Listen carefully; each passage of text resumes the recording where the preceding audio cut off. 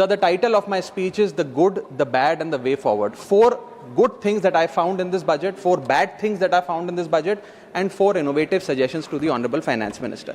So the first good thing that I found in the budget is that there was an increase in the STT for derivative trading. Usually सरकार की निंदा हुई इस विषय को लेकर, मार्केट्स भी गिरी, लेकिन मेरा यह मानना है कि इस कदम से स्पेक्युलेटिव ट्रेडिंग यानी कि सट्टा ट्रेडिंग समाप्त होगी या कम होगी और रिटेल इन्वेस्टर, जो 90% रिटेल इन्वेस्टर एफएनओ सेक्टर में नुकसान भुगतता है, फ्यूचर्स एंड ऑप्शंस के चलते जुआ खेलता है, उसमें आपको रिटेल इन्वेस्टर की प्रोटेक्शन का एक माध्यम बन सकता है। लेकिन मैं इसी के साथ साथ वित्त मंत्री जी को याद दिलाना चाहूंगा कि एसटीटी का जेनेसिस क्या है, एसटीटी का जन्म कब हुआ। एसटीटी हमारे senior colleague mister P Chidambaram जब फाइनेंस मिनिस्टर थे तो उन्होंने इंट्रोड्यूस किया, and it was introduce to replace long term capital gain tax on equities. जब long term capital gain on equity zero था, तब एसटीटी को लाया गया कि वे एक सिंपल अपफ्रंट लेवी होगी ट्रेड्स पर regardless of profit and loss.